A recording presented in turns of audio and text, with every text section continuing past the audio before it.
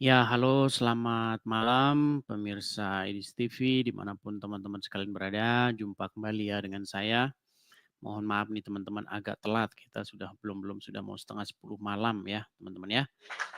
Oke. Sebenarnya hari ini saya ada janjian teman-teman ya. Ada janjian tentang adanya seseorang yang menantang saya diskusi seperti itu. Tapi saya heran dengan orang-orang yang menantang diskusi ini.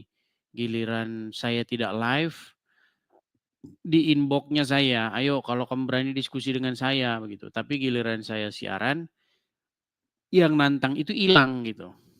Nah itulah makanya saya bilang super aneh. Oke ya, kita ngobrol-ngobrol santai malam hari ini. Makasih Bang Daniel, terima kasih.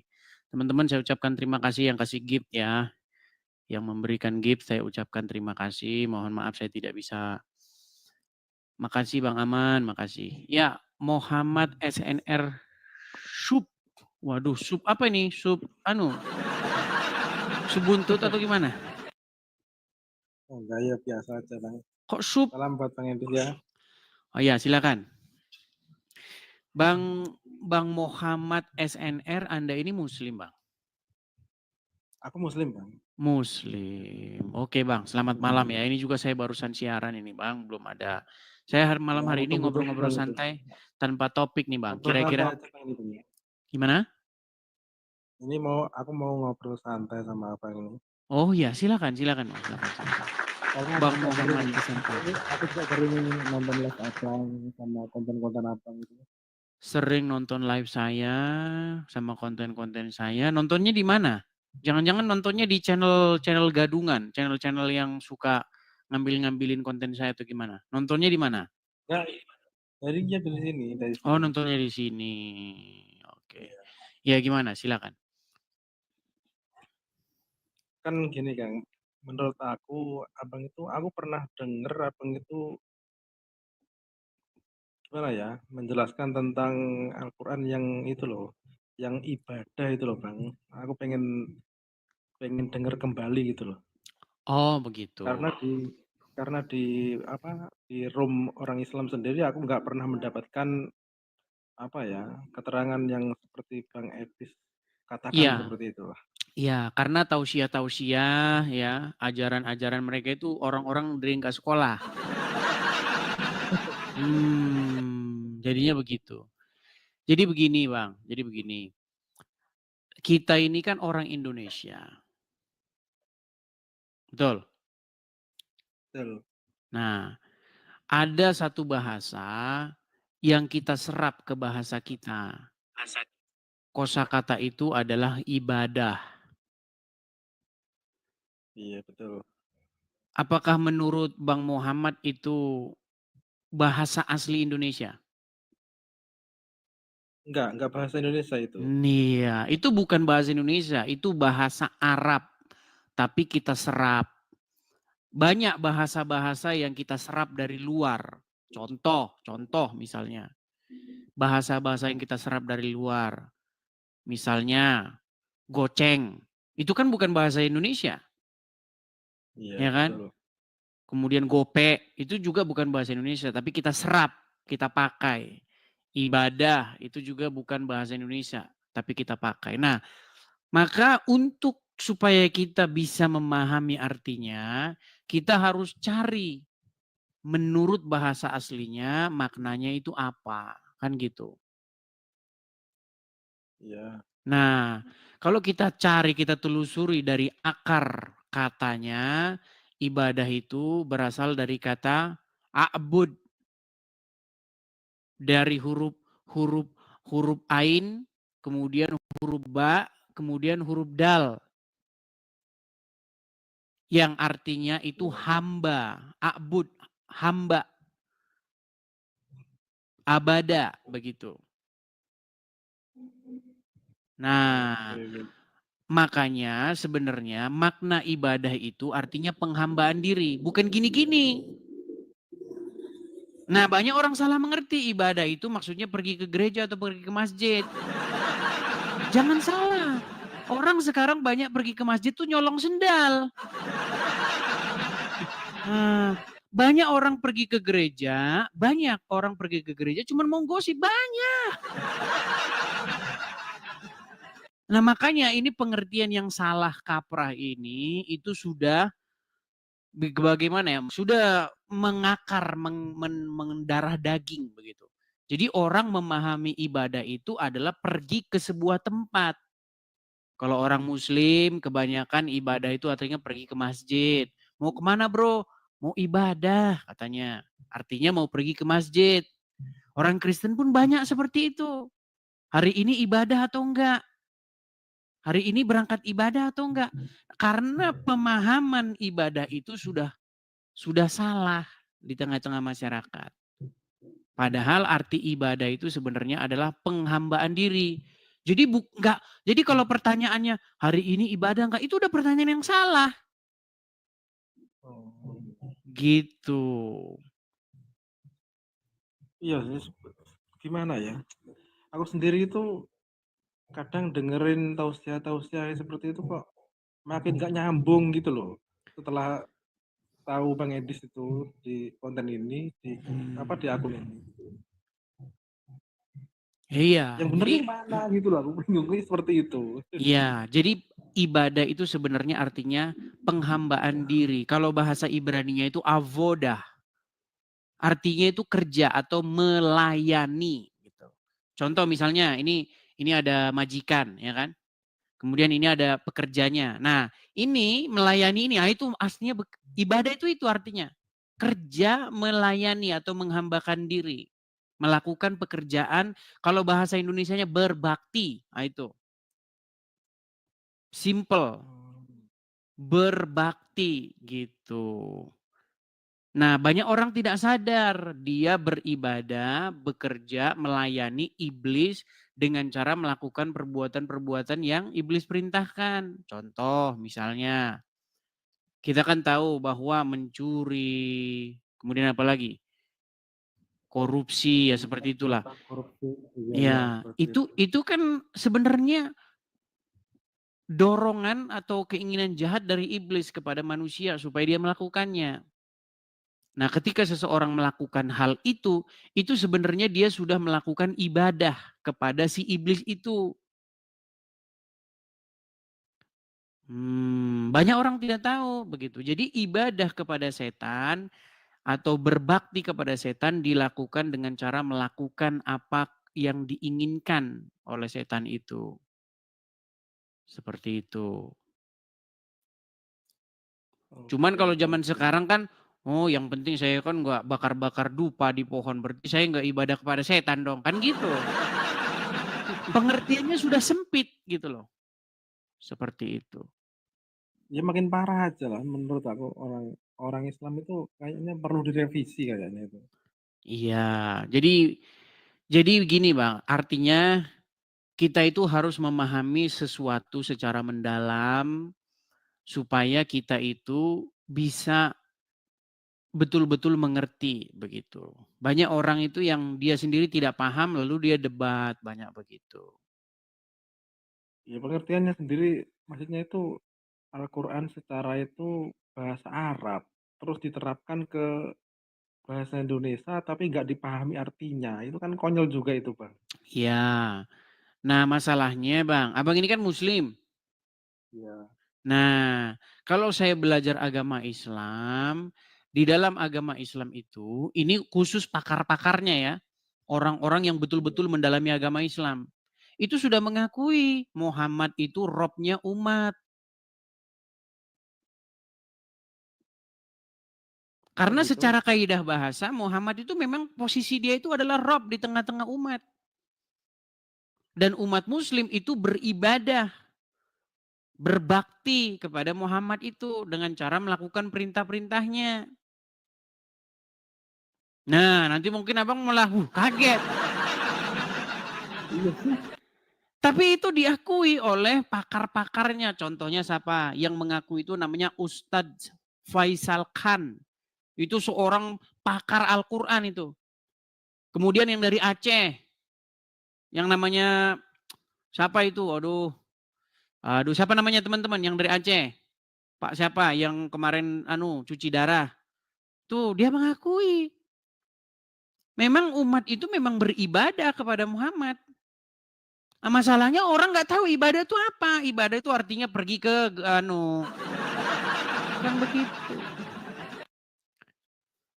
Begitu, Bang. Tapi yo gimana ya? Udah orang itu sudah terdogma dan terdoktrin tuh gimana? Solusinya itu Bang, seperti aku ini yang kayak aku ini udah netral nih Bang.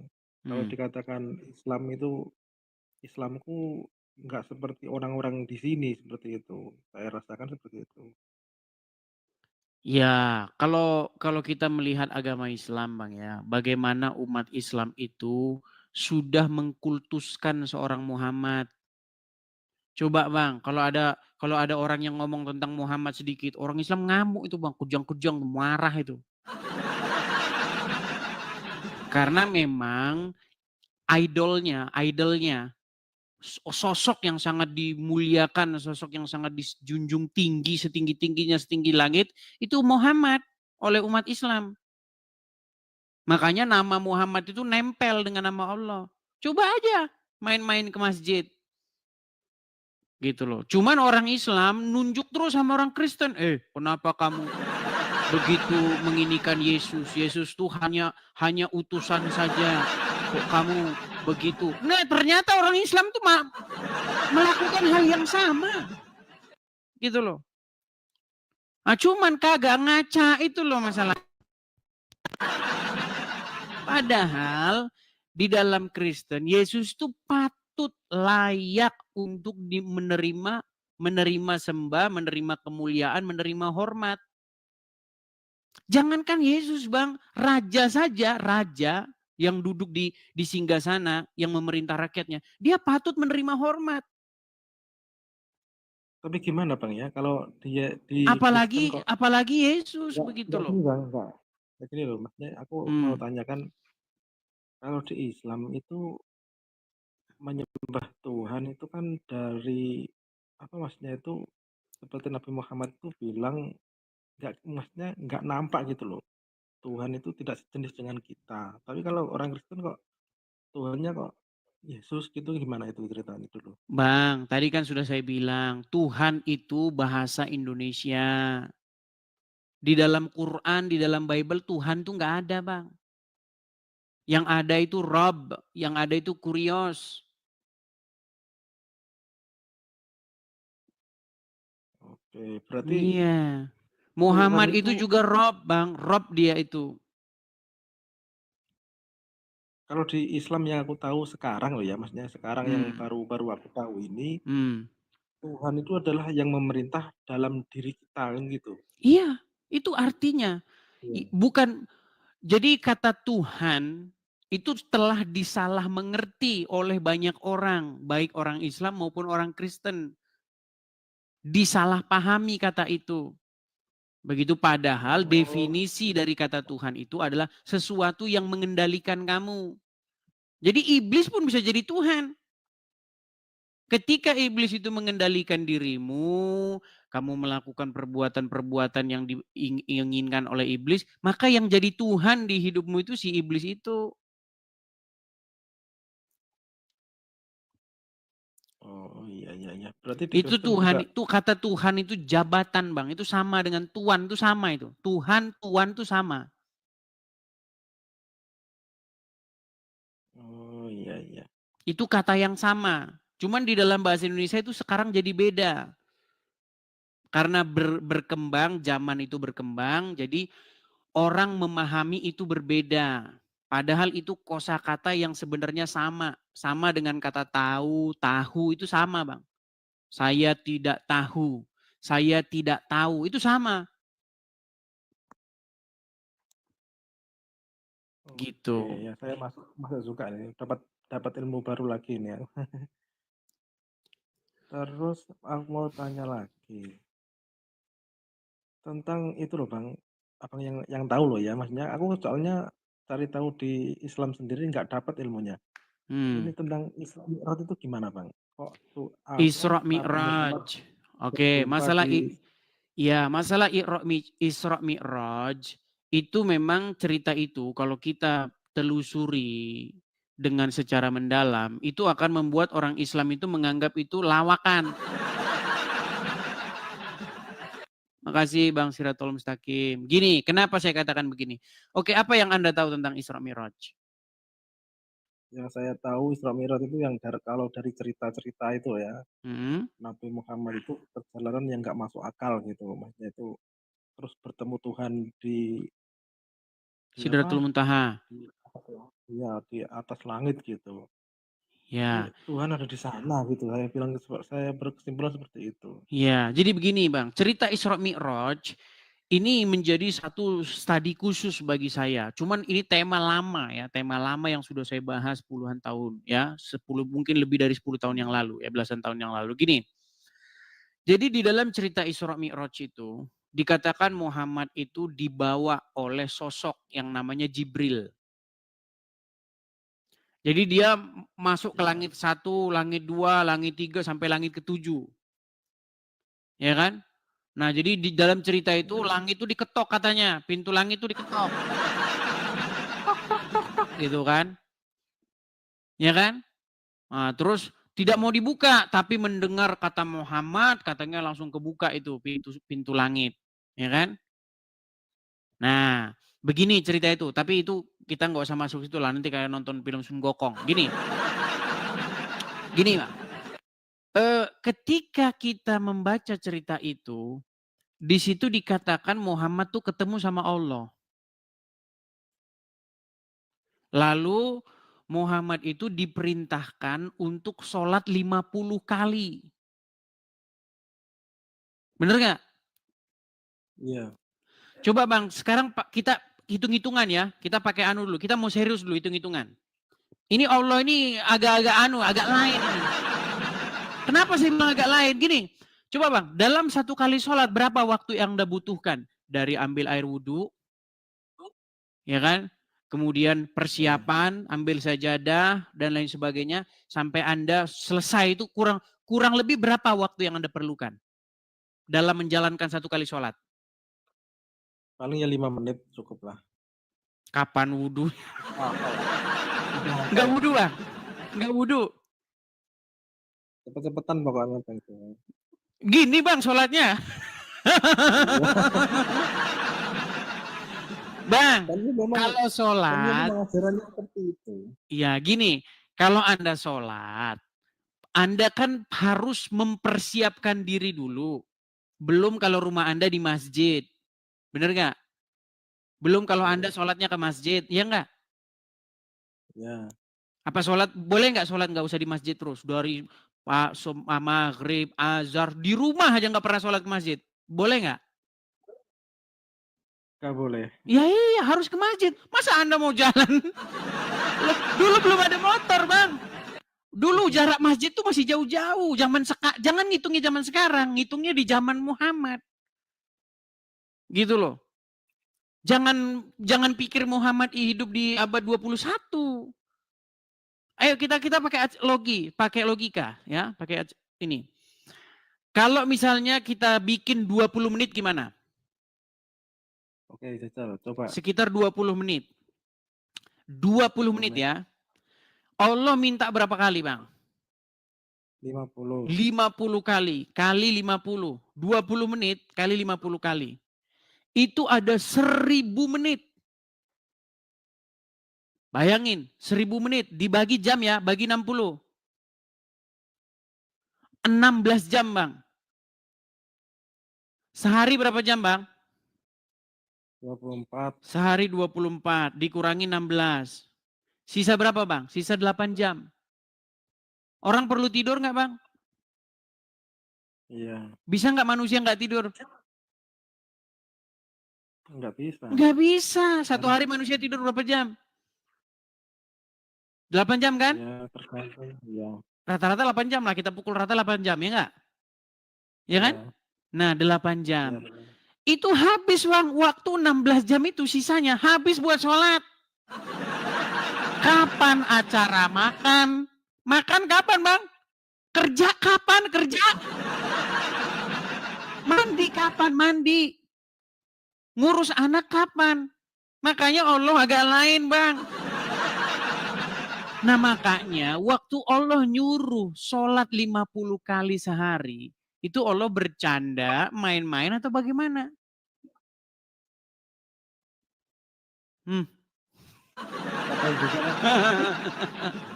Nah, itu perkara yang pertama. Kemudian kan dalam cerita itu, Muhammad tuh balik, mau pulang dia. Setelah diperintahkan sholat 50 kali. Muhammad kan nggak nolak pertamanya, ya kan? Dia manggut-manggut aja secara lugu dengan lugunya.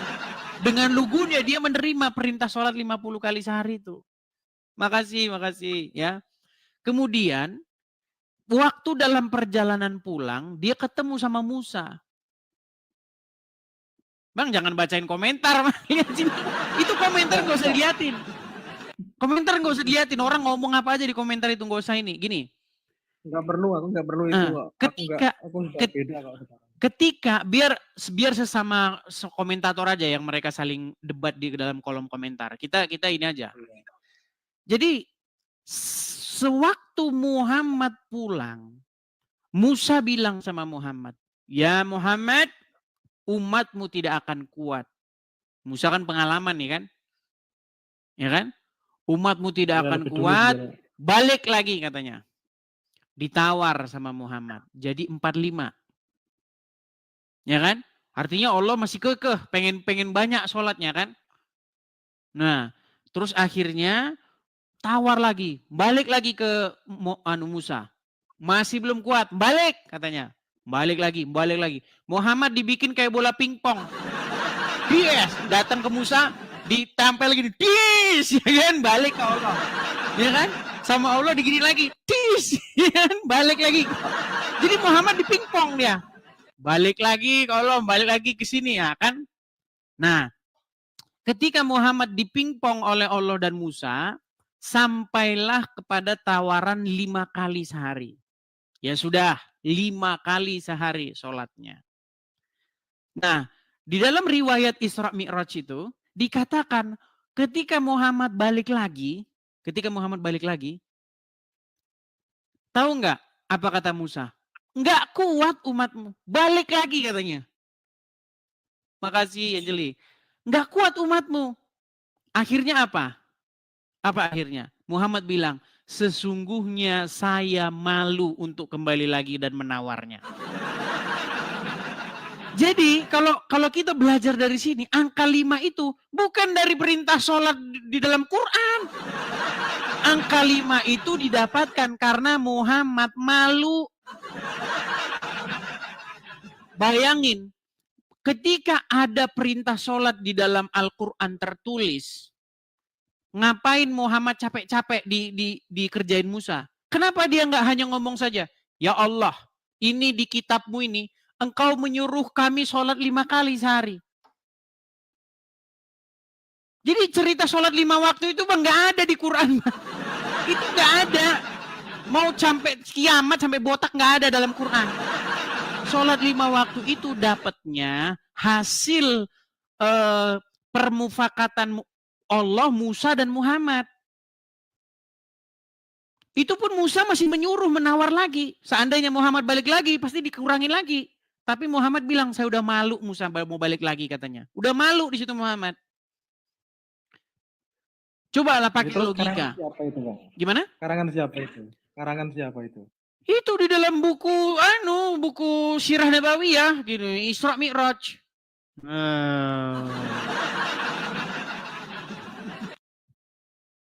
Iya, cerita Isra Mi'raj itu kayak gitu. Jangan lagi itu waktunya, Bang. Itu waktu itu diukur dengan matahari itu gimana itu? Kan tidak mencakup untuk seluruh manusia kalau diukur dengan matahari itu. Gimana itu? Gini, maksudnya begini, Bang. Artinya kata-kata sholat 5 waktu itu memang tidak ada dalam Al-Quran. Sholatlah kamu 5 waktu, jalankanlah sholat 5 waktu, nggak ada. Bahkan perintah sholat yang katanya begini. Itu juga nggak ada di Quran, Bang. Nggak ada. Selama ini Bang Muhammad tuh udah dikerjain dengan slogan-slogan fana yang mengatakan Quran tuh lengkap. Jadi latah sosial saya katakan ya, latah sosial yang dipercayai oleh umat muslim itu adalah Quran, kitab yang lengkap dan sempurna. Padahal itu bohong terbesar sepanjang sejarah, Bang. Dia kan nggak membaca isinya. Iya, kalau Mereka memang nggak tahu apa isinya. Quran itu kitab yang lengkap memberi penjelasan, nggak mungkin orang Islam berbondong-bondong baca buku kitab karangan ulama. Selama saya debat dengan orang Muslim, Qurannya jadi pengangguran, Bang. Quran tuh jadi Pengangguran, kitab yang paling pengangguran. Yang dibuka kitab karangan ulama kok. Menurut Syekh, menurut ulama.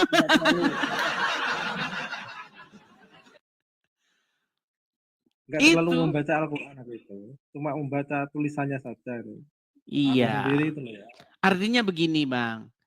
Selama ini kaum muslimin itu sudah didogma sedemikian rupa bahwa Quran itu kitab yang lengkap, kitab yang sempurna, dan memberi penjelasan.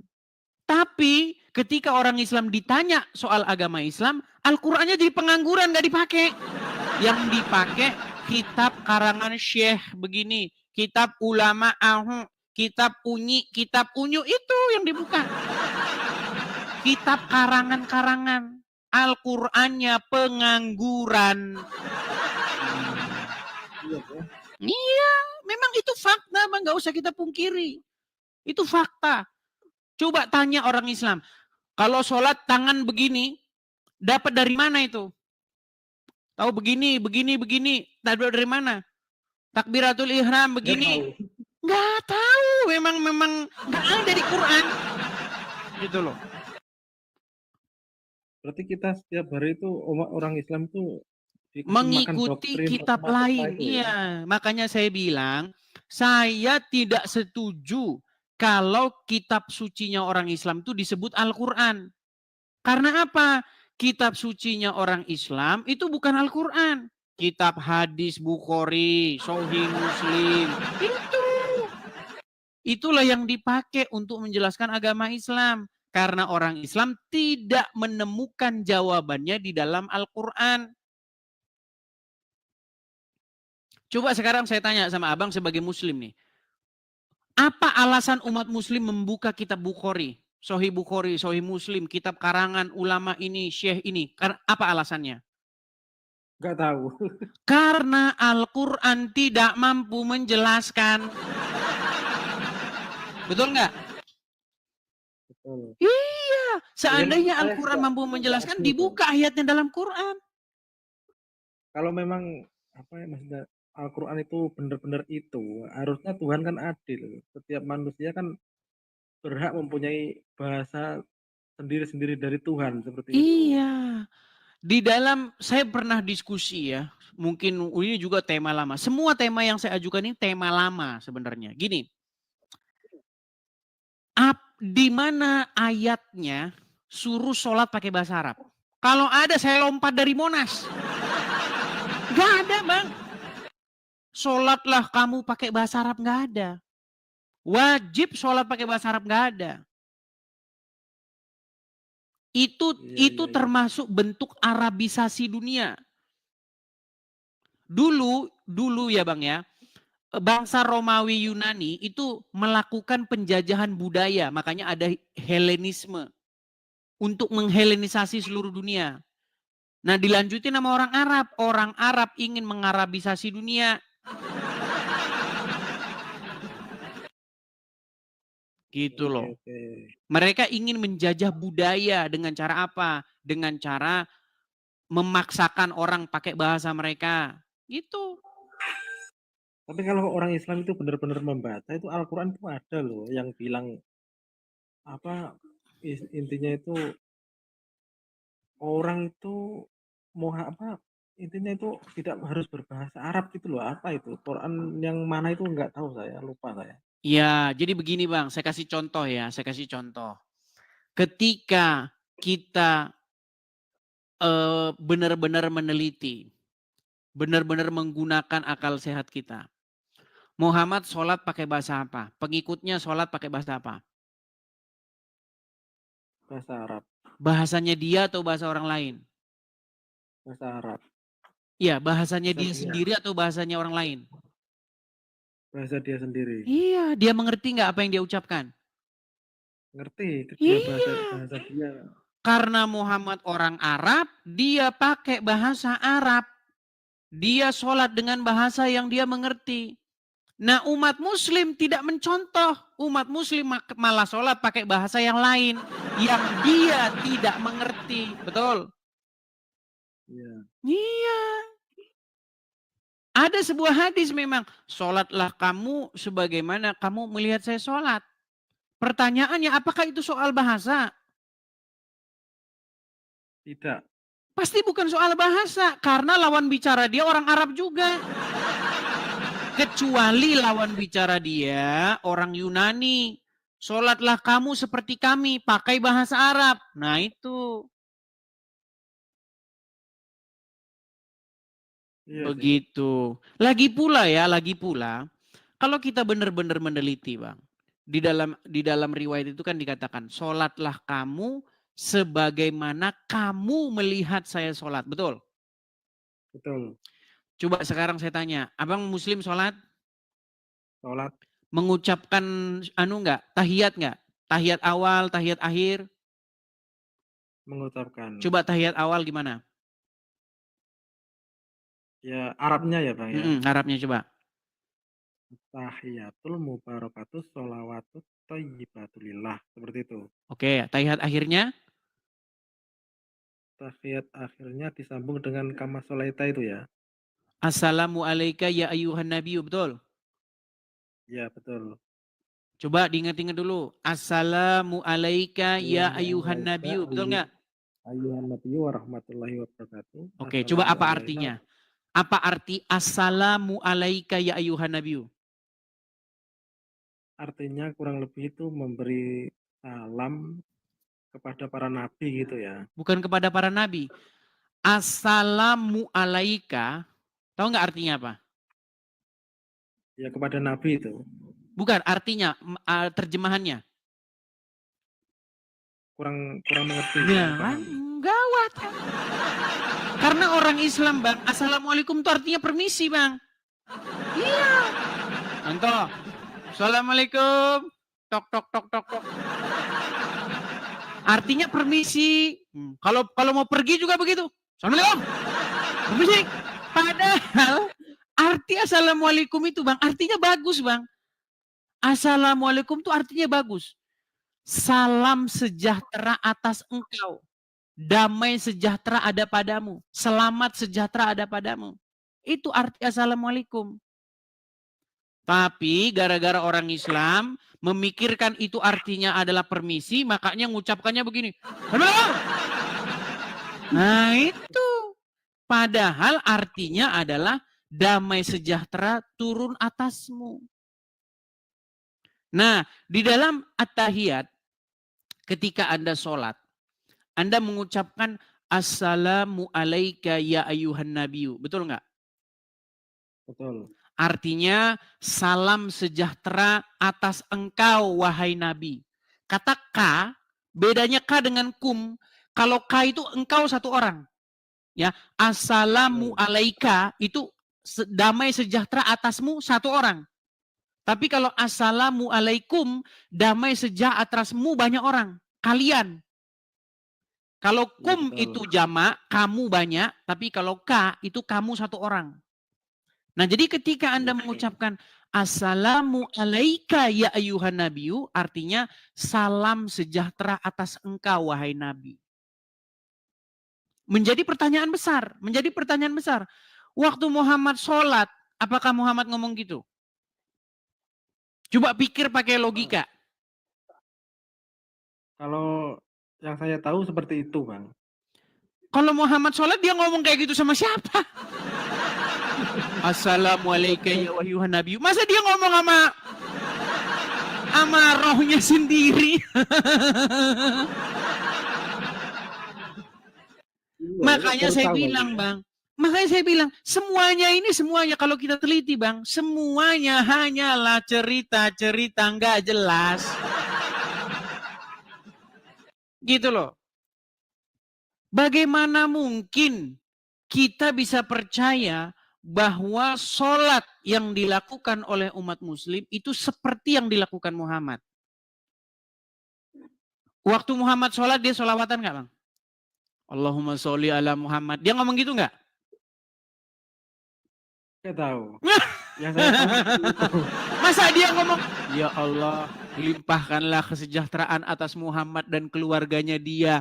Masa dia ngomong dirinya sendiri dia? Ya Allah, limpahkanlah kepada keluarganya Muhammad. Dianya sendiri Muhammad gimana? Juga sekarang saya tanya, Muhammad selawatan nggak? Nggak tahu, nggak tahu. Tapi ada Quran yang bilang Muhammad itu tidak bukan bapak seorang anak gitu Iya. katanya. Dikatakan di dalam surat Al-Ahzab ayat 40. Makana Muhammadun aba ahadim mirzalikum.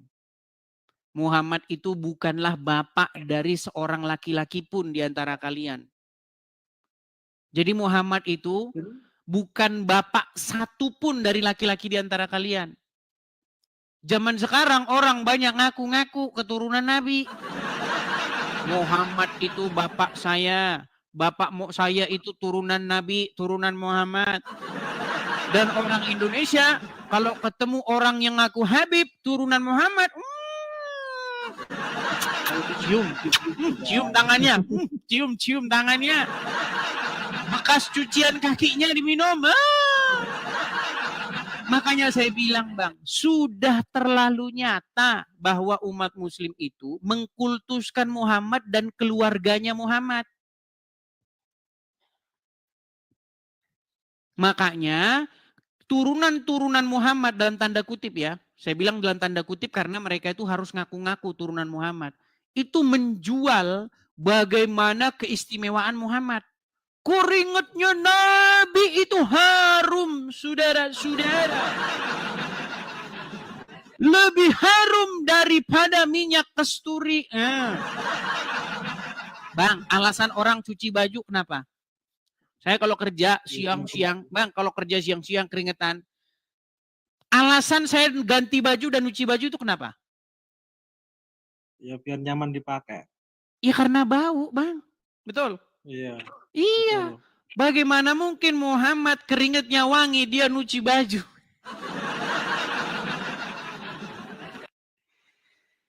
Bang, ini yang orang-orang yang menyebutkan turunan Nabi ini, setiap hari mereka menjual ceramah keistimewaan Muhammad. Sampai ada yang terakhir saya lihat kemarin itu, kalau ada ulama gila katanya, ulama kena penyakit gangguan jiwa, dia tidak jadi ulama lagi katanya. Tetapi kalau ada turunan Nabi gila, dia tetap Habib katanya. Habib. Bahkan katanya kalau ada makamnya keturunan Nabi, nggak berani malaikat yang tukang namparin orang siksa kubur itu loh. Ya kan? Nggak berani berisik mereka, nggak berani. Karena di situ ada makam turunan Muhammad. Makanya umat muslim rame-rame ziarah. Ini ziarah kepada makam keturunan Nabi ini. Mendapatkan barokah. Begitu. Karena mereka sangat mengkultuskan keturunannya Muhammad. Yang lucu itu mereka mengklaim itu mereka akan masuk surga. Walaupun konyol kan. Loh, itu kata, konyol iya. Bagaimana Muhammad itu sudah dikultuskan sedemikian rupa oleh umat, tetapi umat tidak mengetahuinya. Contoh, apa-apa? Darah Nabi diminum. yang minum darah Muhammad langsung masuk surga lewat jalur ekspres. Iya. Kencing Muhammad diminum. Kencing Muhammad diminum. Ya sudah keterlaluan sih menurut aku orang Bang, itu. mana ada bang manusia sampai kencingnya diminum bang. Ya cuman Muhammad. Saya kasih contoh bang. Kita pergi ke pasar, keluar, jalan-jalan ke pasar atau kemana. Ada orang kencing di situ. Di gelas, diminum. Gelok-gelok, rebutan orang minum. Rebutan minum. Keringetnya diginiin. Wah rebutan. Keringetmu katanya. Ludahnya. Gitu kan, ngeludah bang. Tangkap ludahnya. Keringetmu barokah. Sekarang saya tanya bang. Udah gila nggak itu orang-orang? Udah mengkultuskan nggak itu orang-orang? Udah mengkultuskan nggak? Tahu cara berpikirnya, udah nggak tahu cara berpikirnya. Itu sudah mengkultuskan bang, dan itulah yang umat Muslim lakukan kepada Muhammad. Kencing Muhammad diminum, keringat Muhammad jadi rebutan, ya kan? Bahkan katanya kalau Muhammad BAB, tidak ada bekas-bekasnya di tanah. Itulah cerita-cerita yang akan selalu jadi khotbah oleh para dalam tanda kutip turunan-turunan Nabi, betapa mulianya. Dan itu orang Islam senang nonton kayak begitu bang. Ya Rasulullah, sungguh mulia engkau ya Rasulullah. Semoga aku mendapatkan barokah ini dari turunanmu ya Rasul. Lu itu bang, itu memang fakta bang. Mau gimana? Makasih Kak Ertati, makasih. Itu memang fakta bang. Iya ya, kok maksudnya baru sadar aku kan seperti itu. Selama ini nggak pernah dengar khotbah Habib yang seperti itu. Bahkan hadis-hadis yang abang ungkap itu di live abang itu baru tahu beberapa kali ini. Iya, tapi banyak yang mengatakan, ya banyak yang mengatakan bahwa saya itu fitnah bang, tapi itu benar semua.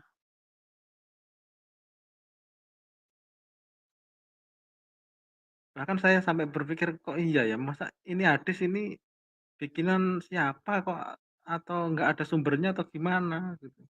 Sampai berpikir seperti itu. Karena kan yang saya tahu kan nggak seperti itu yang di masyarakat seperti ini sekarang. Semuanya itu serba mengidolakan lah gitu, seperti itu. Iya. Kemuliaan keturunan Nabi itu sudah luar biasa bang. Dan itu ditentang oleh umat-umat Muslim zaman sekarang. Pertanyaan tentang apakah ada keutamaan nasab. Baik, terkait dengan nasab atau keturunan, sudah dijelaskan bahwasanya Nabi Ibrahim itu bapaknya adalah seorang penyembah berhala. Berhala. Dan ternyata Nabi Ibrahim adalah seorang bapak para nabi. Sehingga kekufuran itu tidak diwariskan. Demikian pula keimanan, ketakwaan juga tidak diwariskan. Nah, tapi yang digembor-gemborkan oleh orang-orang yang mengaku Habib turunan Nabi, katanya, karena saya turunan Nabi, otomatis saya akan diperlakukan seperti Nabi. Nah, dengan cara menjual cerita-cerita seperti itu, bang, Habib dalam tanda kutip ya, biasanya mereka ini entah dari Yaman atau bagaimana, bang. Mereka mendulang banyak rupiah dari jamaah umat Muslim. Bayangin bang, mereka habis ngelap-ngelap tisu, tisunya dilelang bang. Ini tisu bekas keringet habaib. Belum pernah bang lihat ceramah-ceramah yang kayak begitu. Belum pernah. Aduh, aduh, aduh. Itu Bang. Tapi kalau saya pelajari sedikit demi sedikit konten-konten seperti ini dari muslim-muslim yang sudah sadar seperti itu, semua agama itu ajarannya sama seperti itu, Bang. Beda Bang, beda. Ya. Enggak, Ini beda. ini saya kasih contoh ya Bang ya. Bagaimana perlakuan umat ketika mereka jumpa dengan turunan Nabi, Bang. Nih. Lihat ya, perhatikan. Perhatikan ya Bang ya. Turunan Nabi nih. Nih. Ada orang yang mengatakan sama saja. Cucu Nabi Muhammad sama saja. Coba perhatikan cucu Nabi Nuh masuk neraka juga. Nah, ini termasuk orang-orang yang ingkar terhadap kemuliaan tentang anak cucu Nabi Muhammad SAW. Kadang-kadang mereka membawa dalil. Dalilnya Al-Quran. Inna akramakum indallahi atqakum. Sesungguhnya di antara kalian yang mulia adalah orang yang takwa kepada Allah Subhanahu wa taala. Dan tidak ada satupun yang bisa melebihi ketakwaan Nabi Muhammad SAW. Yang paling mulia Nabi Muhammad SAW. Mereka kadang-kadang memakai dalil ini. Orang yang paling mulia di sisi Allah Subhanahu wa taala adalah orang yang takwa kepada Allah Subhanahu wa taala. Mereka lupa definisi takwa, yaitu mengerjakan perintah Allah. Di antara perintah Allah, kita diperintahkan untuk cinta terhadap seluruh anak cucu Nabi Muhammad Sallallahu Alaihi Wasallam. Maka siapapun yang mengingkarinya, ya kadang-kadang ya itu tadi tidak dapat hidayah, ingkar, menyembunyikan tentang kemuliaan anak cucu Nabi Muhammad, maka kelak dia memiliki kiamat, dia akan berhak mendapatkan azab dari Allah Subhanahu wa taala. No, diazab, Bang. Kalau Anda tidak memuliakan zuriat, kalau Anda tidak memuliakan turunan Nabi, Anda akan kena azab. Iya, maksudnya itu awal-awalnya tapi ceritanya bagus kepada Allah. Terakhirnya mendoktrin itu Bang kepada Iya, Nabi. ujung-ujungnya apa? Memuliakan turunan Nabi. Coba lihat tuh Bahar bin Smith. Wow.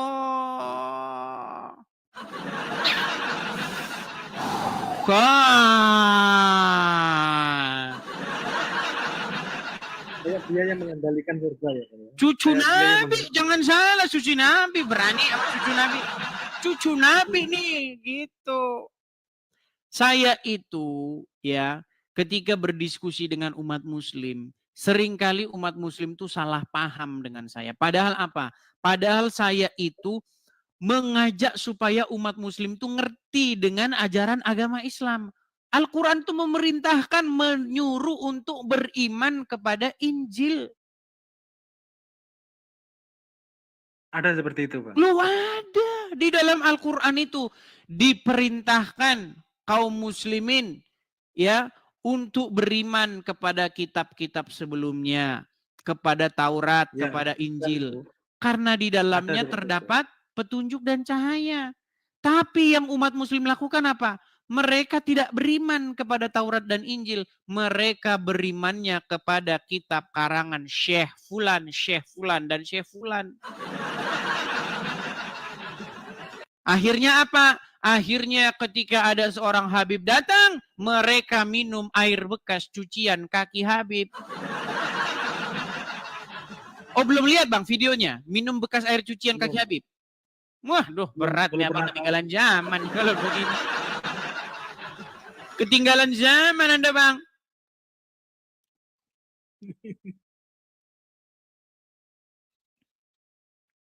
Nih, kalau umat muslim, ini salah satu yang umat muslim. Sebentar Bang ya nih, saya balik kamera saya. Ini contoh kecil Bang, bagaimana umat muslim itu sudah mendewakan, sudah mengkultuskan turunan Nabi. Perhatikan, saya balik ya. Saya balik kamera saya sebentar. Saya hilangkan dulu ya, ini saya. Lihat Bangnya nih. Nih.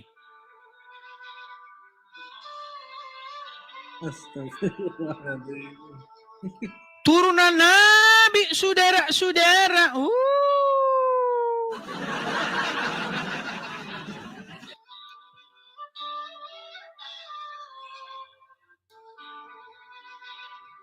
Kok sampai segitunya ya? Ini belum seberapa, Bang. Belum seberapa cerita-cerita yang... Bang, kalau ada cucu Nabi, ada makam cucu Nabi, ya, di situ ada makam cucu Nabi.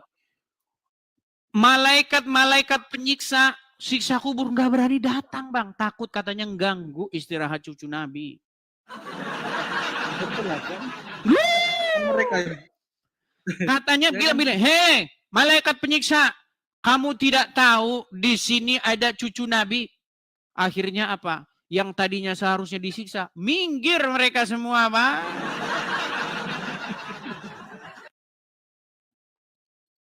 Ya betul sih. Soalnya dia yang ngarang juga kok. Yang maksudnya itu yang membuat Gini, dia saya malaikat mendidik membuat. umat muslim, saya mendidik saudara-saudara umat muslim untuk apa? Supaya mereka cerdas. Apa isinya? Supaya mereka kembali belajar kitab-kitab sebelumnya. Al-Quran memerintahkan supaya kamu beriman kepada kitab-kitab sebelumnya. Yaitu apa? Taurat, Zabur, Injil.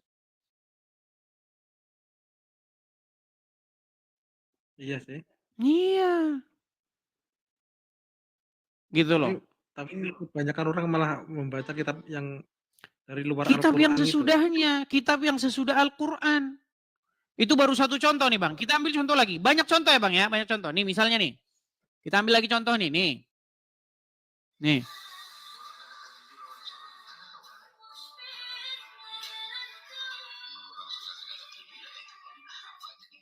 Sebentar, ini anu nih. Sebentar nih ya, saya lihat ya. Sabar ya, Bang ya. Ini oke, sambil saya cari dulu ya nih ya. Ya, santai. Bentar nih. Sebentar ya.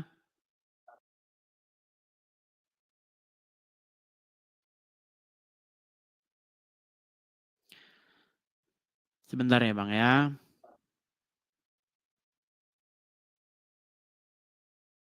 Ada yang komen murtad adalah jalan kebenaran seperti itu. Memang iya Bang, kalau murtad itu gimana ya? Kan sebelum murtad itu kan menganggap Tuhan itu di luar diri kita. Setelah tahu Tuhan itu ada di dalam diri kita, ya kita bisa dikatakan murtad seperti itu.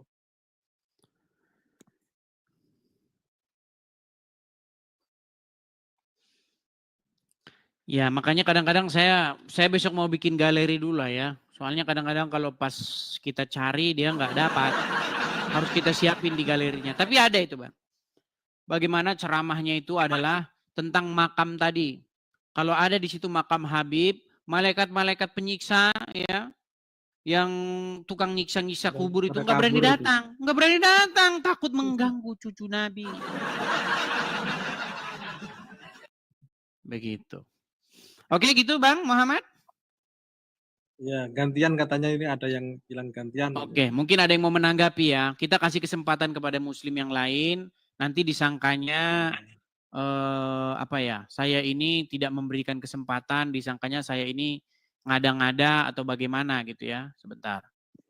Tapi bagus loh ini konten Abang di sini mengedukasi sekali sama orang-orang Islam yang sekarang itu. Iya, sangat mengedukasi, Bang. Sangat mengedukasi. Tetapi banyak orang yang mengira bahwa saya ini mengada-ngada, banyak orang yang mengira apa yang saya lakukan ini tidak ada dalilnya, tidak ada dasarnya, tapi ketika dia betul-betul mencari, betul-betul meneliti, ya pasti mereka nanti akan ujung-ujungnya mengiyakan perkataan saya, begitu. Oke, Bang ya? Iya, iya.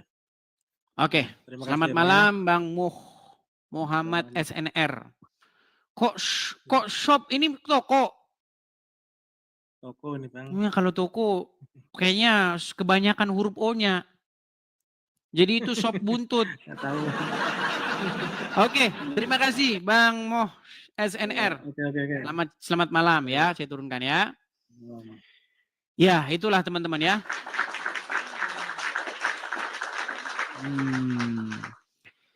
Silakan bagi teman-teman muslim yang lain mungkin ingin naik ya, silakan datang kemari kita diskusi. Yuk. sebelumnya teman-teman sekali lagi ya teman-teman ya, pengumuman bahwa channel Edis TV yang asli itu hanya ini dan yang saya follow di akun ini. Sekali lagi teman-teman ya, banyak sehubungan dengan banyaknya akun-akun palsu yang membawa-bawa nama saya memberitahu bahwa akun asli saya itu hanya ini dan yang saya follow di akun ini. Saya hanya memfollow satu orang teman-teman dan itu juga akun asli saya. Makanya teman-teman silahkan teman-teman perhatikan apakah itu akun saya atau tidak ya. Seperti itu. Oke, kita lanjutkan kembali. Ada saudara, sebentar. Adulam. Oke, kita kasih naik ada Adulam 12. Iya, Adulam ini seperti nama tempat dalam Bible. Ya, silakan. Adulam. Bang Adulam, selamat malam. Malam, Bang. Muslim, Bang? Saya Kristen. Kristen. Kita berikan dulu kesempatan yang Muslim dulu ya, Bang ya. Boleh, Bang. Oke, mohon maaf ya Bang Adulam ya. Saya taruh dulu di bawah. Kita naikkan kembali. Ada Deta Kikau. Oke, kita naikkan Deta Kikau. Ya, silakan Deta Kikau. Iya, halo. Ya, Muslim. Kristen. Boleh menyalakan kamera?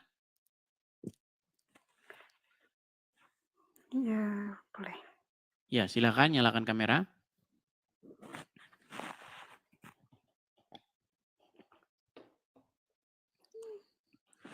Halo?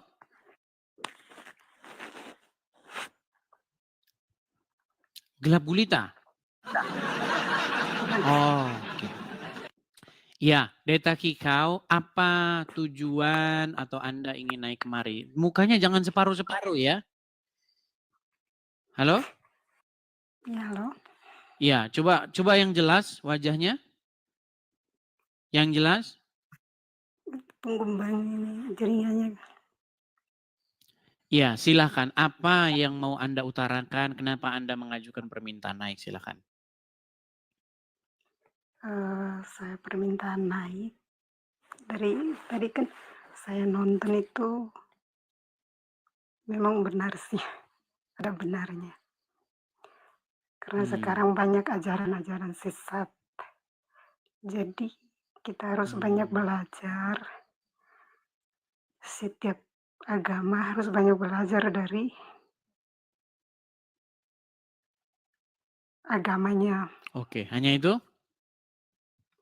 Makanya itu Oke, hanya itu? saya tertarik, tapi kan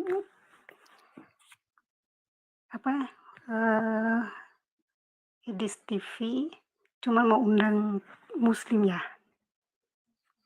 Iya, karena kalau nanti kita sesama Kristen ngobrol, nanti seolah-olah kita jadi gosip begitu, gosipin mereka. Makanya bedanya begini Kak Deta, bedanya channel ini dengan channel Muslim yang lain. Kalau Abdul Somad, Adi Hidayat dan kawan-kawan bahas agama Kristen, mereka nggak berani undang orang Kristen ke situ. Takut nanti babak belur. Nah, sedangkan channel saya ini kebalikannya. Ketika saya membahas agama Islam, saya menghindari ada orang Kristen yang naik supaya tidak terkesan subjektif begitu. Justru Muslim yang saya undang ke sini supaya mengkonfirmasi benar nggak yang saya bilang ini wahai Muslim gitu. Ya puji Tuhan yang tadi Muslim yang tadi mengiyakan begitu. Amin. Jadi saya turun ya. Oke, saya turunkan ya Kak Deta ya. Oke, saya turunkan. Iya, teman-teman sekalian, jadi terhadap sahabat-sahabat Kristen sahabat-sahabat saya Kristen dalam Tuhan Yesus ya, saudara-saudara dalam Tuhan Yesus, Bukan saya tidak terkesan sombong, "Bang ini gimana sih yang Kristen kok nggak dikasih naik, ini gimana sih?" Alasannya begitu teman-teman. Nanti kita sama 11-12 sama yang muslim. Sama Abdul Somad, bahas agama Kristen, orang Islamnya orang Kristennya nggak diundang. Kalau saya kebalikannya. Ketika saya membahas agama Islam, orang Islamnya saya undang. Bener nggak apa yang saya katakan? Begitu. Ya, sekali lagi teman-teman Kristen, mohon pengertiannya. Maaf beribu maaf, itulah alasannya kenapa saya jarang menaikkan teman-teman yang Kristen. Adapun teman-teman yang Kristen, cukup dengan cara yang paling sederhana saja mensupport saya. Kalau teman-teman tidak memiliki hidup yang berkecukupan atau biasa-biasa saja, cukup tap-tap layar saja ini, gratis ini, free. Tis. Tap-tap layar, bagikan ya kan kepada ustadz-ustadz, kepada orang-orang yang kalian anggap perlu mendengar siaran ini. Bagikan saja, itu gratis saudara-saudara. Gitu. Itu salah satu bentuk dukungan kalian kepada saya. Atau kalau kalian punya channel TikTok ya, tapi jangan nyerupai nama saya ya. Potong videonya yang kalian anggap menarik, tapi awas, jangan video-video yang nanti menjerat Anda sendiri. Menjerat Anda nanti dikatakan menebar kena undang-undang ITE. Ambil sebuah konten yang kira-kira bagus tapi tidak melanggar hukum, upload di TikTok Anda. Itu salah satu juga bentuk bagaimana kita menjawab orang-orang Islam. Contoh misalnya seperti yang tadi, ya kan? Terbukti bahwasanya banyak umat Islam yang sangat-sangat mengkultuskan keturunan Muhammad sampai air cucian kakinya diminum, nyata. Anda bingkai sedemikian mungkin, potong, rapikan, sehingga menarik ditonton. Dan itu nanti Anda dapat iklan loh di situ. Dapat iklan. Konten-konten Anda kalau Anda bagus, Anda nanti dapat iklan di situ. Ya. Kalian tahu nggak, konten-konten saya ini itu di-upload di mana-mana, di Facebook. Padahal saya nggak punya Facebook. Saya nggak punya Facebook. Maksudnya nggak punya Facebook buat ini, buat konten-konten seperti ini. Nah, adapun Facebook saya nggak pernah saya pakai, jarang banget saya. Ya, di Facebook, di mana? Di YouTube, di mana lagi? Di media-media sosial banyak yang mengupload konten saya ini. Banyak. Dan mereka mendapatkan AdSense di situ. Nah, sedangkan sayanya tidak mendapatkan AdSense sama sekali. Nggak ada. YouTube saya itu nggak ada AdSense-nya sama sekali, nol, zong, zero, nol. Nah, jadi kalau ke teman-teman yang hidupnya juga yang pas-pasan saja, seperti itu. Nah, untuk teman-teman yang punya berkat berlebih, saya sudah pernah bilang, kalau teman-teman mau support, karena kita ada program teman-teman, kita itu ada kedepannya itu ingin mendirikan rumah apologet. Ya, rumah apologet yang kita gunakan untuk memproduksi konten-konten seperti ini. Mengadakan dialog-dialog, ya kan, membuat podcast nanti ke depannya. Nah, teman-teman bisa mampir ke profil saya nih. Klik profil saya, klik, nanti teman-teman ada di situ link untuk kolektor. Ada tanda panah ke bawah, ada kolektor. Nah, di situ untuk teman-teman yang punya berkat berlebih.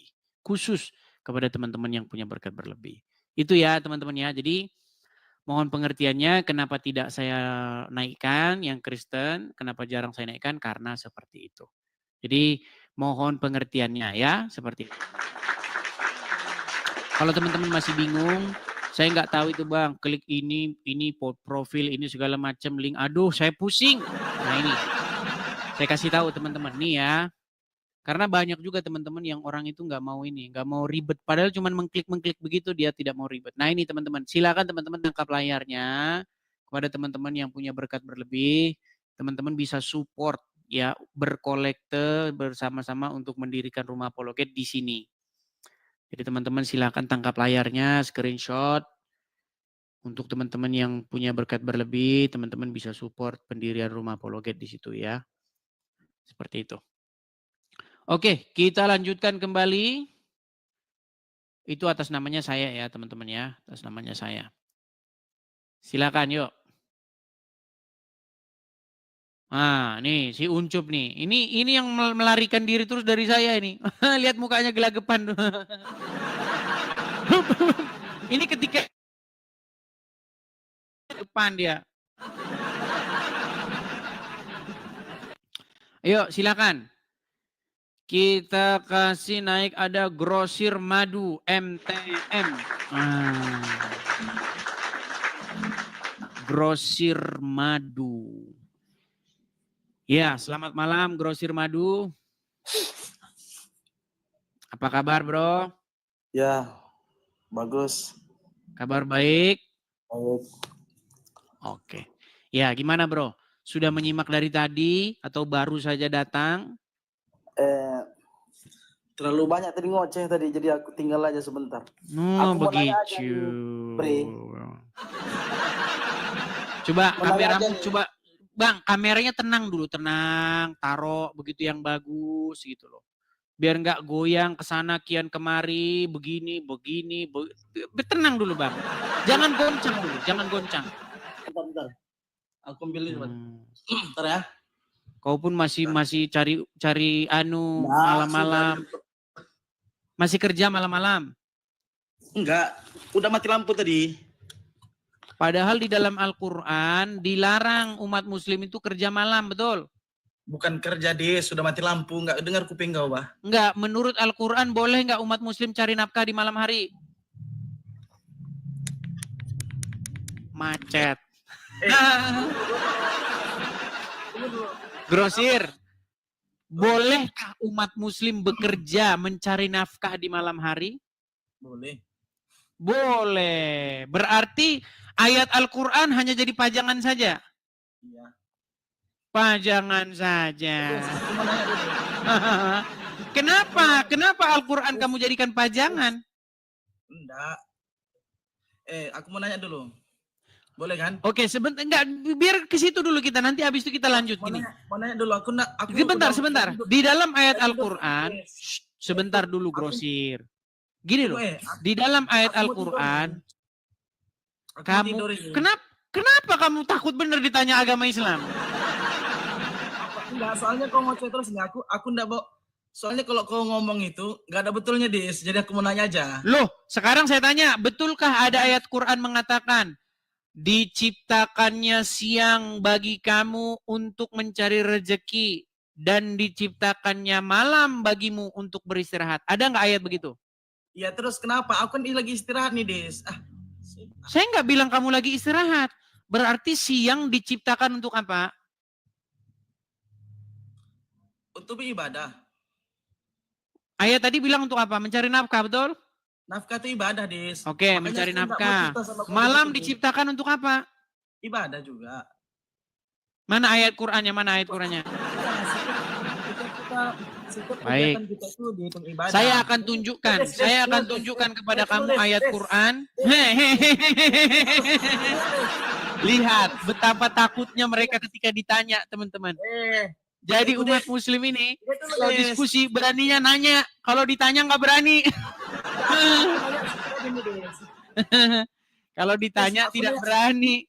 Kan aku mau nanya ini ceritanya. Ya sudahlah, dia tidak berani ditanya Qur'annya. Silakan. Oke, sudah kan? Aku nanya sedikit aja. Kamu bilang dulu, saya tidak berani ditanya soal itu, gitu bilang, coba. Berani. Tapi ini aku tanya dulu. Aku tanya, kau kan pintar kali ku tengok nih kan, ngoceh terus ya kan? Apa? Aku jadi aku enggak mau berlebar-lebar kemana-mana. Kau kan terlalu banyak ngoceh kan? Jadi aku mau tanya, simple sedikit aja. Ya. Terus jawaban kau yang itu saja. Aku enggak mau bahas yang lain-lain ya. Oke, apa yang kau bahas? Kau kan mengaku sudah belajar 13 tahun Al-Quran kan? Betul. Ya. Betul. Nah, berarti kau pintar kali kan sudah begitu. Saya katakan tidak ada umat muslim yang lebih ngerti Quran daripada saya. Dengar dulu, oke. Coba kau ngaji dulu lah. Bisa kau baca Al-Quran? Ngaji. Baca huruf Arab. Baca huruf Iya, Arab. Nggak minat saya baca huruf Arab. Nggak minat saya. Iya. Belajar Islam nggak bisa baca Quran gimana? Oke, baik. Saya coba ya. Saya coba. Ya, cobalah. Oke, baik. Apakah dengan membaca huruf Arab maka seseorang dapat mengerti artinya? Gini, orang aja yang bisa, yang paham Al-Quran, belum paham juga, belum begitu paham tentang baik. agama Islam. Apalagi nggak pernah baca Al-Quran. Kita buka ya, kita buka. Oke, baik. Kita buka Qurannya. Orang yang sudah bisa membaca Al-Quran saja, belum juga terlalu mengerti tentang Al-Quran, apalagi terjemahnya kudis. Tahu pula nggak bisa baca Al-Quran. Jadi diukur dari mana bisa itu? nggak baca Al-Quran? Aku tanya. Oke, Bisa baik. nggak? Jadi 13 diukur tahun dari itu? mana? Enggak, 13 tahun itu bisa baca Al-Quran nggak? Oh, bisa dong. Coba. Oh, baik. Saya putarkan dulu ya. Kamera saya putarkan dulu. Mereka ini ujiannya ujian baca huruf Arab. Saudara membaca huruf Arab. Baik. Baca Quran. Kita balik. Oke, ini huruf Quran. Ini huruf Quran. Oke, Mana? sudah kelihatan? Mana apa? Nggak kelihatan apa? Coba. Kelihatan ini? Ya, coba. Oke, kita baca ya. Tengah-tengah sedikit. Tengah-tengah Yang sedikit, mana? Yang mana? tengah-tengah sedikit. Yang mana yang mau dibaca? Ke atas. Mana? Atas lagi terus naik ke atas. Mana? Apa di awal-awal. Ini udah paling atas. Terus lagi. Ini udah paling atas. Apa? Buka Al-Quran, bukan surah Ar-Rahman itu aku tahu. Ini Al-Fatihah. Aduh, Al-Fatihah, gimana nih Al-Fatihah, orang bukan ini? Al-Fatihah. Aduh. Jangan Al-Fatihah, anak pandai, Kudis. Oke, baik. Kita teruskan ya, kita teruskan. Terus, Jangan Al-Fatihah terus. katanya. Oke, baik. Jangan Jangan Al-Fatihah. Al-Fatihah. Anak TK pun pandai. Baik, jangan Al-Fatihah katanya teman-teman. Kau nih. Oke, Jadi, katanya Pak. jangan Al-Fatihah. Kita masuk Al-Baqarah ya. Ya, Al-Baqarah lah, tengah-tengah sedikit. Oke, Al-Baqarah. Jangan pakai terjemah lah. Oke, baik. 13 tahun ini jangan buat malu-maluin. Baik. Kita tidak boleh pakai terjemahan ya. Ya. 13 Jangan tahun, pakai terjemahan, saudara-saudara. Baik. Ini kita nggak Ya. pakai terjemahan. Ya, Ini itu surat Al-Baqarah. Tulisan Latinnya tuh ada. Oh ya baiklah. Kita Nah, hapus tulisan Latinnya ya. Kita hapus tulisan Latinnya. Nih, ini nggak ada tulisan 13 Latinnya ya. tahun, kalian dengarkan ini si Edis nih 13 tahun baca Oke, Al-Quran baik. pandai tuh. Ini tidak ada Latinnya, perhatikan. Nggak ada Latinnya kan? Wah, tengah-tengah sedikit ditolif di Kenapa awal kau itu. yang milih? Ini bukan ayat Quran. Iya, kenapa? Oke, baik. Kita baca ya. Kita baca. Wah. Kita baca. Alif Lam Mim. Salah. Nah, Apa bacanya apa? bukan begitu cara bacanya. Ya udah apa bacanya? Coba baca dulu. Alif Lam Mim. Salah. Terus apa? Orang baca itu pakai tajwid. Ya udah apa? Ngadi-ngadi. Gimana bacanya? Alif tuh enggak panjang. Coba baca masa alif kayak gitu. Ya udah Alif Lam Mim terus. Bukan. Ya udah saya salah. Gimana? Baca yang bener gimana? Alif lam mim. Itu Artinya. Bukan Tadi kan kamu sudah ngotot setengah mati. Sebentar. Kamu kan tadi sudah ngotot setengah mati. Aku enggak mau Sebentar. Kamu tadi kan sudah ngotot setengah mati. Tadi kamu sudah ngotot setengah mati kan? Alif Lam Mim. Nah, sekarang coba artinya apa? Apa artinya? Tidak usah bertanya arti. Artinya apa? Apa artinya? Enggak, artinya apa? Hanya Allah saja yang mengetahui. Hanya Allah yang tahu. Setelah panjang lebar, hanya Allah yang tahu. Hanya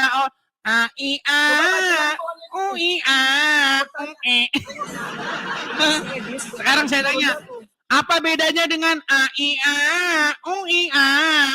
Ayo, siapa? Apa bedanya? Sekarang saya tanya, apa bedanya dengan Bentar. Kamu bilang ini tadi kamu ganti-gantian, grosir, pelan-pelan. Siapa dulu bicara? Siapa dulu bicara? Aku tanya satu, kau jawab berapa? Yang Kamu suruh saya membaca ini, betul? Terus? Dan saya salah membacanya, betul? Ya. Tanpa nggak ada tajwidnya, betul? Iyalah. Oke lah, baik. Oke, baik. Sekarang kamu bacanya benar. Alif Lam Mim. Oke, kamu bacanya betul.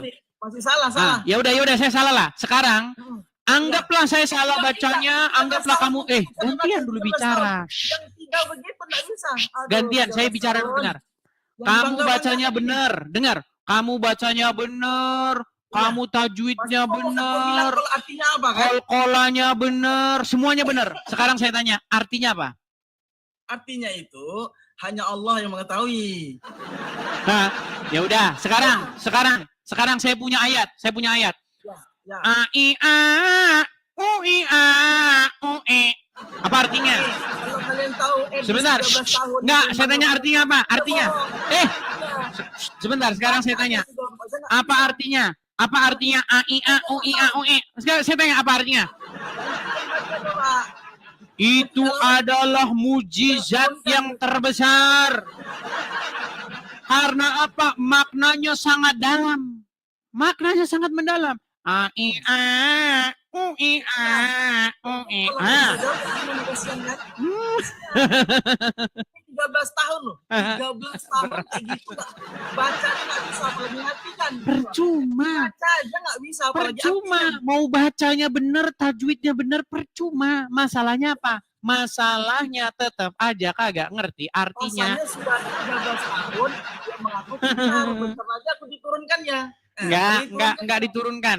Saya mau ada kegiatan ini masalahnya. Saya mau pergi. Ya, enggak, emang kamu turunkan aku. Bukan. Itu aja dia. Bukan mau turunkan.